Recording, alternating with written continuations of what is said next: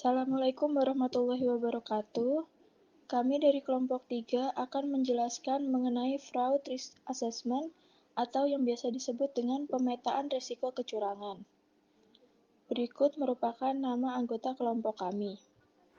Yang pertama, ada Ahmad Khairul Kahfi, NIM 214, Muflihatun Nikmah, NIM 204, Happy Valentina, NIM 224, Sri Nanda Tresnawati, NIM 184, Ninik Masfufah dengan NIM 176, Kansa Amelinda Fauzia, NIM 240, Karunia Yulintan Putri, NIM 199, dan yang terakhir Ayu Kurniawati Aplan, NIM 160. Pengertian: pemetaan risiko kecurangan atau fraud risk assessment merupakan suatu proses identifikasi, analisis, dan evaluasi atas kerentanan suatu organisasi dalam menghadapi risiko kecurangan. Bahwa auditor menyatakan sebuah opini audit tidak pantas ketika laporan keuangan disalahgunakan secara material. Secara sederhana, risiko audit adalah risiko bahwa seorang auditor akan menerbitkan pernyataan wajar tanpa pengecualian pada laporan keuangan dengan salah saji material. Selanjutnya, 3 langkah auditor dalam melakukan risiko audit. Yang pertama, menyusun tingkat risiko audit yang direncanakan. Yang kedua, menilai risiko salah saji material. Dan yang ketiga, memecahkan persamaan risiko audit pada tingkat risiko deteksi yang sesuai. Selanjutnya yang kita bahas adalah tujuan penilaian risiko audit. Tujuan penilaian ini adalah untuk mengidentifikasi dan menilai risiko salah saji material, baik yang disebabkan oleh kecurangan atau kesalahan pada tingkat laporan keuangan dan asersi melalui pemahaman entitas dan lingkungannya, termasuk pengendalian internal entitas. Tujuan auditor melakukan hal tersebut adalah untuk memberikan dasar dan merancang tanggapan terhadap risiko kesalahan penyajian material yang telah dinilai. Hal ini akan membantu untuk mengurangi risiko sampai ke tingkat rendah yang diterima perusahaan. Terdapat hubungan risiko bisnis entitas dengan model risiko audit. Hal ini dapat kita lihat pada peta konsep di bawah ini. Pertama yaitu auditor menilai risiko terhadap bisnis entitas yang dijalankan perusahaan. Risiko tersebut dapat berupa kesalahan dalam transaksi, baik berupa pencatatan saldo akun atau tingkat pengungkapan. Kemudian, auditor menilai risiko salah saji material, sehingga dapat ditemukan rumus formula seperti berikut. Risiko audit sama dengan RMM, di mana RMM adalah risk of material misstatement, yaitu risiko bawaan dikali risiko pengendalian dikali risiko deteksi. 3 unsur risiko audit akan saya jelaskan. Risiko bawaan adalah kerentanan suatu saldo akun atau golongan transaksi terhadap suatu salah saji material dengan asumsi bahwa tidak terdapat kebijakan dan prosedur pengendalian intern yang terkait. Kemudian risiko pengendalian adalah risiko terjadinya salah saji material dalam suatu asersi yang tidak dapat dicegah atau dideteksi secara tepat waktu oleh pengendalian intern entitas. Dan yang ketiga, risiko deteksi adalah risiko sebagai akibat auditor tidak dapat mendeteksi salah saji material yang terdapat dalam suatu asersi. Risiko deteksi ini ditentukan oleh efektivitas prosedur audit dan penerapannya oleh auditor. Pertimbangan risiko audit pada laporan keuangan. Resiko audit harus ditetapkan pada tingkat yang rendah, baik secara kuantitatif maupun kualitatif. Penaksiran risiko salah saji harus dilakukan selama perencanaan auditor secara khusus menaksir risiko salah saji karena fraud. Risiko yang semakin tinggi akan menyebabkan ditugaskan orang yang lebih pengalaman, sifat prosedur material atau bukti yang lebih persuasif saat pelaksanaan prosedur atau mendekati akhir tahun, luas prosedur atau diperluas.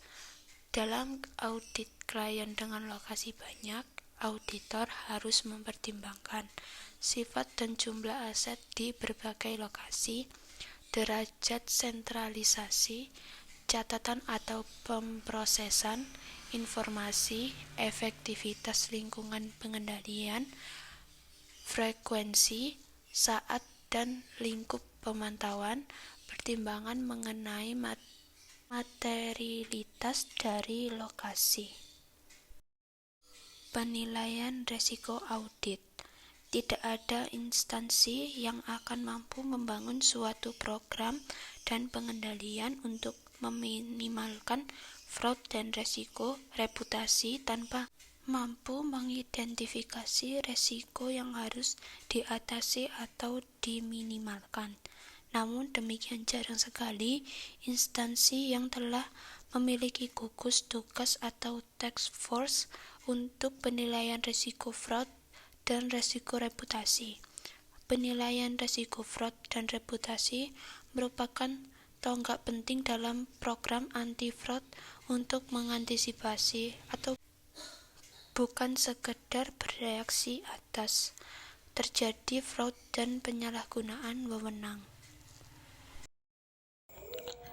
3 macam risiko auditor. Yang pertama, risiko inherent atau bawaan. Risiko ini merupakan risiko yang terjadi dikarenakan adanya karakter yang relatif bawaan oleh suatu transaksi seperti aset yang mudah dicuri hingga informasi yang tidak ada namun sifatnya objektif. Dampak dari risiko ini berupa kinerja kunci menurun hingga banyaknya aset yang menganggur tidak menghasilkan suatu hal. Contohnya, perlunya pertimbangan risiko persaingan di lingkungan usaha sejenis dari pendapatan sehingga bisa mencegah penurunan. Yang kedua, risiko pengendalian. Risiko ini disebabkan oleh adanya kelemahan sistem audit sehingga tidak bisa meminimalisir hingga mencegah terjadinya potensi salah saji berupa material hingga penggelapan yang berdampak buruk terhadap perusahaan. Contohnya penggelapan dana. Oleh karena itu, maka pentingnya dilakukan pemeriksaan dan risiko pemisahan tugas setiap departemen yang ada dengan tujuan untuk mencegah terjadinya penggelapan dana pada perusahaan. Risiko deteksi. Risiko ini merupakan risiko yang mana disebabkan oleh kegagalan auditor secara umum mencari salah saji di material maupun penggelapan dana sehingga berdampak pada kegagalan yang besar dan berlanjut terus-menerus. Contohnya adanya berbagai risiko dan kerugian yang mana tidak diketahui oleh audit dari mana asalnya. Bukti audit. Bukti audit adalah bukti yang dikumpulkan dan diuji oleh auditor untuk menentukan apakah laporan keuangan disajikan sesuai dengan standar pelaporan keuangan yang berlaku, sesuai dengan SAK atau sesuai dengan framework pelaporan keuangan sampai Financial Reporting Framework. Jenis bukti pada audit adalah pengujian fisik laporan, observasi, wawancara, prosedur analitis, dan dokumentasi.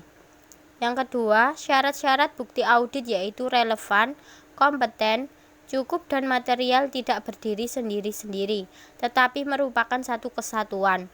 Bukti yang relevan, cukup, dan material tidak ada gunanya bila tidak kompeten.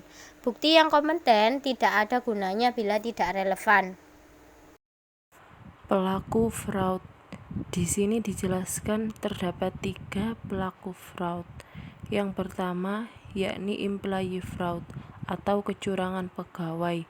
yaitu suatu bentuk kecurangan yang dilakukan oleh pegawai yang ada dalam suatu perusahaan atau organisasi kerja. Kenapa kok pegawai? Dikarenakan pegawai seringkali merupakan orang kepercayaan atau orang terdekat dalam suatu perusahaan atau organisasi kerja, misalnya penggelapan uang. Yang kedua, yakni manajemen fraud.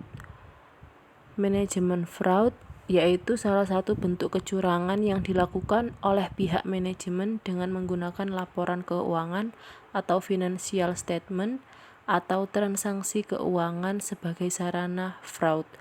Biasanya dilakukan untuk mencurangi pemegang kepentingan atau stakeholder yang terkait dengan perusahaannya, dengan tujuan untuk menipu investor. Bentuk kecurangan manajemen fraud ini bermacam-macam, seperti penggelapan dana, manipulasi laporan keuangan, atau praktek penyuapan. Yang terakhir, yang ketiga, yakni third party fraud, adalah fraud yang dilakukan oleh pihak ketiga terhadap bank atau nasabah bank, ataupun merupakan kecurangan yang seringkali dilakukan pihak di luar perusahaan, seperti pihak supplier. Contohnya, kecurangan yang sering dilakukan pihak luar perusahaan adalah false billing. Tahapan pada fraud atau kecurangan. Ada 3 hal yang mendorong terjadinya sebuah upaya fraud, yaitu pressure atau tekanan, opportunity atau peluang, dan rasionalisasi atau pembenaran. Yang pertama, tekanan atau pressure. Tekanan ini berhubungan dengan niat seseorang dalam melakukan kecurangan. Seseorang yang melakukan fraud pasti memiliki motivasi atau dorongan tersendiri.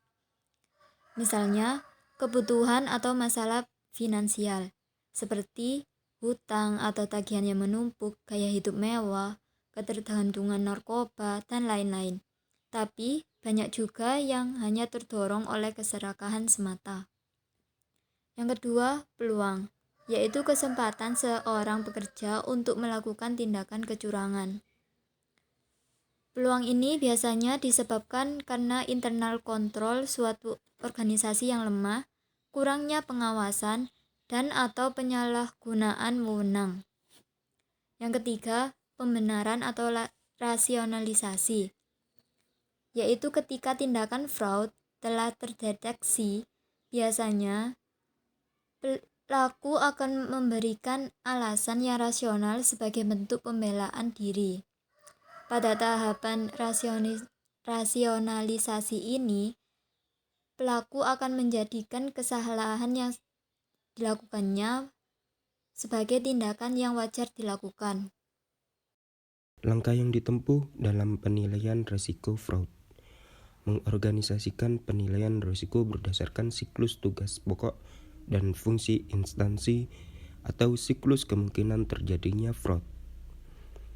Proses penilaian risiko fraud mencakup siklus tupoksi normal yang telah ada di dalam organisasi atau menetapkan siklus-siklus yang mengandung titik lemah terjadinya fraud secara terpisah.